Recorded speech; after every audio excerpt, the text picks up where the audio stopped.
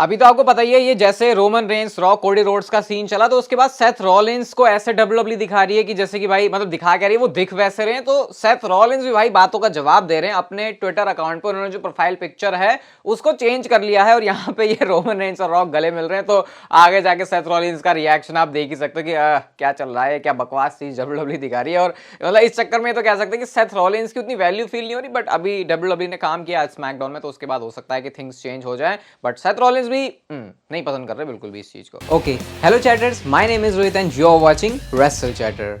Welcome है guys आपका voice of wrestling के एक और नए एपिसोड में। और आज सबसे पहले शुरू करते हैं कोडी रोड्स से। आज वो स्मैकडाउन में क्यों नहीं थे? तो कल वाली वीडियो मैंने आपको बताया था कि कोडी रोड्स स्मैकडाउन में होने वाले हैं, तो स्मैकडाउन में वो थे, लेकिन डब्ल्यूडब्ल्यूई ने टीवी टेपिंग्स पर उनको यूज नहीं किया।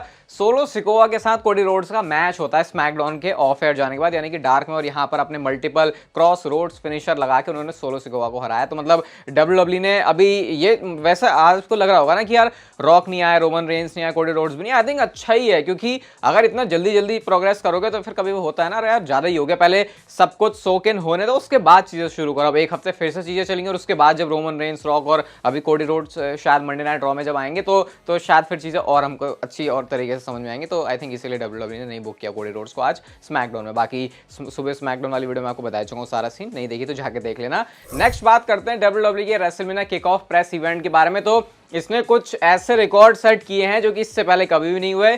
100 मिलियन सोशल व्यूज आए हैं पहले 12 घंटे में, ये डब्ल्यूडब्ल्यूई का अभी तक का रिकॉर्ड है। 4.7 मिलियन लोगों ने लाइव देखा है इसको डब्ल्यूडब्ल्यूई के सोशल मीडिया प्लेटफॉर्म्स के ऊपर। और डब्ल्यूडब्ल्यूई का most viewed non in ring live event भी हो चुका है जिसको स्ट्रीम किया गया था। तो ये रिकॉर्ड्स डब्ल्यूडब्ल्यूई बहुत भयंकर बना रही है। और अभी ये 24 घंटों के अंदर जो शुरुआत में हुई ना चीज, उसमें 110 मिलियन डब्ल्यूडब्ल्यूई को व्यूज मिल गए थे। तो डेफिनेटली रोमन रेंस और रॉक, जो भी चीज डब्ल्यूडब्ल्यूई ने करी कोडी रोड्स वाली, इससे डब्ल्यूडब्ल्यूई को बहुत ज्यादा फायदा हुआ है। और एक मूवमेंट लेके मैं आपका भी थैंक यू करूंगा, क्योंकि हमारे भी जो चैनल पर वीडियो थी वो यूट्यूब पर 14 नंबर पर ट्रेंडिंग थी और डब्ल्यूडब्ल्यूई की वीडियो भी इस समय 5वें नंबर पर ट्रेंडिंग चल रही है। क्योंकि इस बार डब्ल्यूडब्ल्यूई ने जो है इंडिया वाली, यूजुअली आपको पता रॉ स्मैकडाउन की जो वीडियोस हैं वो ब्लॉक रहती है, लेकिन क्योंकि ये सोशल मीडिया वाला इवेंट था तो इंडिया से बहुत सारी ऑडियंस मिली है डब्ल्यूडब्ल्यूई को इस चीज को देखने के लिए। और ये मैट्रिक डब्ल्यूडब्ल्यूई को पता भी चल रहा होगा। And again thank you. Spotify के ऊपर भी टॉप 5 पॉडकास्ट एपिसोड्स में हमारा एपिसोड था।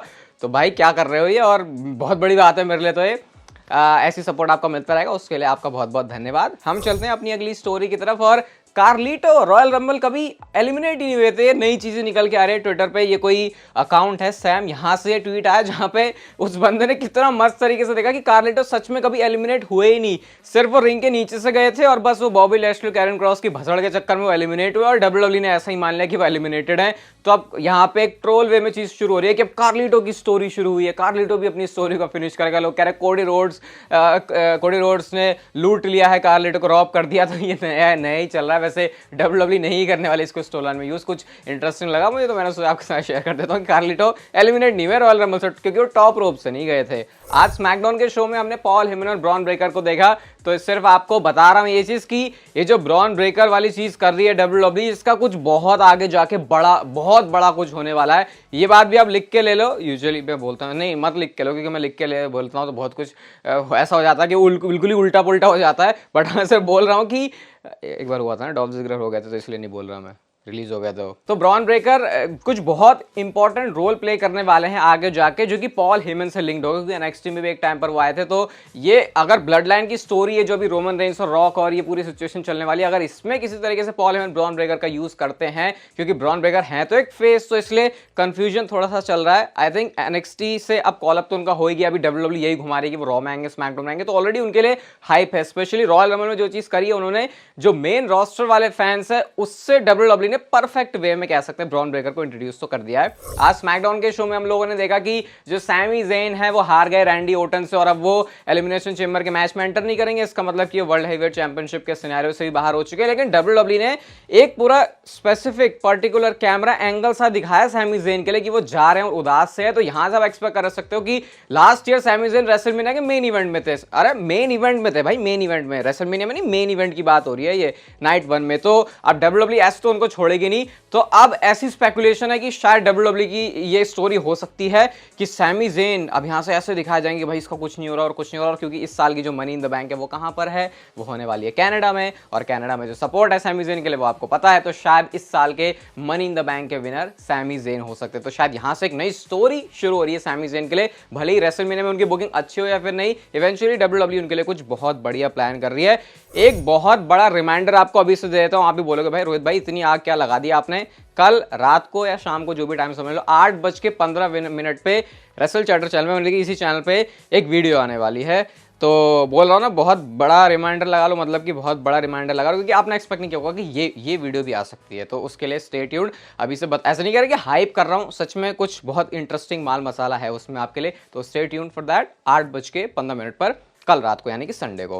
नेक्स्ट गाइस हम लोग बात करते हैं सेथ रॉलिंस के बारे में। तो वीडियो के स्टार्ट में मैंने आपको बोला कि सेथ रॉलिंस को चीज पसंद नहीं आ रही, तो अलग अलग इंटरव्यूज के अंदर सेथ रॉलिंस क्या बोलते हैं, वो कहते हैं बोर्ड ऑफ डायरेक्टर्स का ये पार्ट है, ये WWE के अंदर बिल्कुल भी चीज नहीं चलने वाली कि तुम अपनी पावर में हो तो उसका यूज कर लोगे। और वो कहते हैं तुम बोर्ड ऑफ डायरेक्टर्स का पार्ट हो कुछ भी, उसका मतलब ये नहीं कि तुमको तुम्हारे जो मौके हैं वो मिल जाएंगे। तो यहां से क्लियरली सेथ रॉलिंस तो स्टोरी लाइन की पर्सपेक्टिव से देखो या फिर रियल लाइफ से भी देखो, उनको बिल्कुल पसंद नहीं आ रहा जो ये रॉक और रोमन रेंज वाली सिचुएशन चल रही है। मेरे को जितना सेथ रॉलिंस बोल रहे हैं पता नहीं ऐसी फील भी आ रही है कि कहीं WWE इसको भी तो स्टोरी लाइन में यूज नहीं कर लेगी, क्योंकि WWE ये बात जानती है कि इसकी वजह से सेथ रॉलिंस को कितना इंपैक्ट पड़ा है। तो शायद WWE यहां से एक नया भी एंगल निकाल सकती है। अगर अपने आप को रिडीम करना है सेथ रॉलिंस को, तो आई थिंक ये चीज WWE दिखा सकती है स्टोरी लाइन के हिसाब से भी। नेक्स्ट गाइस हम लोग बात करते हैं यहाँ पे WWE के चैंपियन के बारे में, और ये है रोमन रेंस। WWE चैंपियन इसलिए बोल रहा हूं क्योंकि WWE ने थोड़ा सा कंफ्यूजन क्रिएट कर दिया है।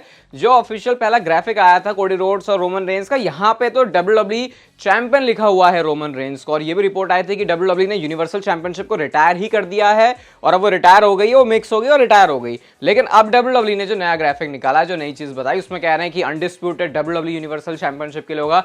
तो कंफ्यूजन चल रहा है अभी, ऐसा तो लग रहा है कि ये इतना तो है, ये मार्केटिंग करने के हिसाब से, ब्रांडिंग के हिसाब से ये अनडिस्प्यूटेड WWE यूनिवर्सल चैंपियन बहुत बड़ा नाम है। तो शायद WWE इसको छोटा छोटा करेगी थोड़ा सा। आई थिंक कुछ टाइम में ऐसा हो सकता है कि बस WWE चैंपियनशिप ही उसको बोला जाए, क्योंकि बहुत लंबा ऐसा नाम हो जाता है। बाकी यूनिवर्सल चैंपियनशिप तो नहीं रहने वाली है, वो तो पता चल रहा है, क्योंकि उधर वर्ल्ड हेवीवेट चैंपियनशिप आ गई, तो वैसे भी उसको बोलते हैं बेकार टाइटल है। तो शायद WWE उस टाइटल को रिटायर ही कर देगी। रोमन रेंस के यूनिफिकेशन का वो एंड वाला पॉइंट था, ठीक है, जब ब्रॉक लेसनर के साथ उसको किया था, ऐसा लग रहा है यहाँ पे देख के।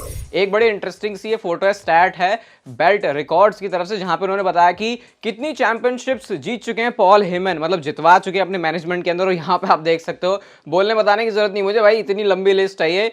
तो ये समझ लो अगर WWE में अपना करियर अच्छा करना है तो फिर पॉल हेमन के अंडर आ जाओ। बस आप दो चार जैसे नाम नहीं होनी चाहिए, या कर्टिस एक्सेल या रायबैक, ऐसा नहीं हो तो फिर हो जाएगा आपका काम। क्या ट्रिपल एच रेसलिंग करने वाले हैं? क्या उनका इन रिंग रिटर्न होने वाला है? क्या जो आज हमने स्मैकडाउन में देखा, जैसे वो रॉक के अगेंस्ट जो है डायरेक्ट शॉट्स ले रहे थे, क्या WWE यहाँ पे ट्रिपल एच को रिंग में लाने का प्लान करे? WWE मतलब क्या खुद ट्रिपल एच ऐसा करने वाले हैं? तो देखो स्टोरी यहाँ पे आपको पता है अथॉरिटी वाली चलने वाली है। आज पूरे स्मैकडाउन में उसको अच्छे से कवर किया हुआ है कि कैसे रॉक के बारे में उन्होंने बोला कि इट डजंट मैटर तुम्हें पसंद होता है फिर नहीं, पूरा आपको क्लियर पता चल गया था। वो स्टोरी ही चल रही है पूरी। अब ऐसा नहीं है कि सिर्फ एक अनाउंसमेंट आके उन्होंने कर दी है, प्रॉपर एक जो कहते हैं ना फ्यूड में काम करना, वो चीज ट्रिपल एच ने करी। तो क्या यहाँ पे ऐसा होने वाला है कि ट्रिपल एच जो है रेसलिंग करेंगे? और इवन अभी इससे कुछ ऐसे भी ग्राफिक आ रहे हैं कि rock versus triple H eight WrestleMania. तो करंटली मेल्जर इसके बारे में ये बोल रहे हैं, जिन्होंने अभी भी 36 बातें बोली थी रोमन रेंस रॉक के बारे में। तो ये आपके ऊपर आप कितना बिलीव करते हो, लेकिन वो ये कह रहे हैं कि ट्रिपल एच का रिटर्न तो नहीं होने वाला, ऐसा WWE या ट्रिपल एच खुद तो ऐसा प्लान नहीं कर रहे। बट यहाँ पे एक चीज हो सकती है,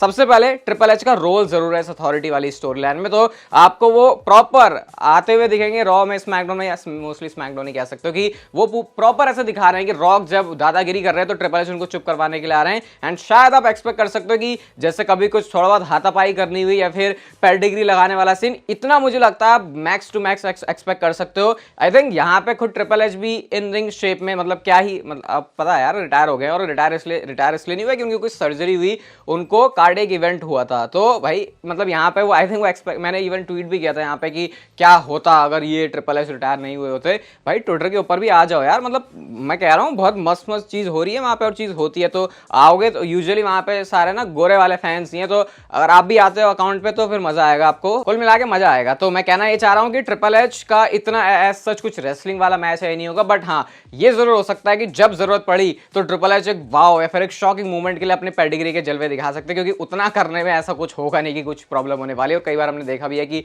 जो अथॉरिटी फिगर में फिर बॉस वाले फिगर में होते हैं, जो इन रिंग कॉम्पिटिशन के लिए रेडी नहीं भी है, वो एक दो बार ऐसे कर देते हैं। और आई थिंक ये होगा जरूर, मुझे ऐसा लगता है, क्योंकि और ज्यादा इससे जो चीजें हैं वो हीटेड हो जाएंगी और ये जो पूरी स्टोरी लाइन होने वाली है उसमें और भी ज्यादा मजा आ जाएगा। आज की next final story Devon Priest के बारे में। और एक चीज तो अभी मैं आपको बता देता हूं कि डेवन प्रीस्ट के पास 1 जुलाई तक का मौका है अपना कैश इन करने के लिए। कंफ्यूजन भी डब्ल्यूडब्ल्यूई खुद ही क्रिएट कर देती है, तो मतलब एक मनी इन द बैंक से दूसरे मनी इन द बैंक होने तक का मौका है। और डेविड प्रीस्ट ने बोला कि वो क्यों कैश इन नहीं करे। वो कह रहे हैं अभी जो सेथ रॉलिंस है वो तो है नहीं, तो वैसे भी वो मैच के लिए कभी केपेबल है नहीं, तो उस पर कैश इन वैसे भी नहीं कर सकता। और वो कह रहे हैं, लोग मेरे से कहते हैं कि तुम इतनी बार बार करते हो, अटेम्प्ट करते हो, कभी होता तो है नहीं तुम्हारा। वो कहते हैं फेल होने से तो अच्छा ही है कि मैं बार बार कर रहा हूँ, जब मेरे पास अच्छा मौका होगा तब जाके मैं उसको करूंगा। तो करंटली तो ये प्लान है। वो बोलते हैं रेसलमेनिया, रॉ, स्मैकडाउन, मेरे को जहां मौका मिलेगा मैं उस अपॉर्चुनिटी के लिए तैयार हूं। देखते हैं क्या डेवन प्रीस्ट का जो कैश इन है वो सक्सेसफुल होता है फिर नहीं। बाकी कल रात को 8:15 पर उस वीडियो के लिए आप लोग वेट करना जरूर। ये वीडियो गाइस अगर आपको अच्छी लगी तो इसे like share subscribe notification bell on कर दो और तब तक आप जिंदगी के मजे लो, वरना पता है नहीं जिंदगी आपसे मजे ले लेगी।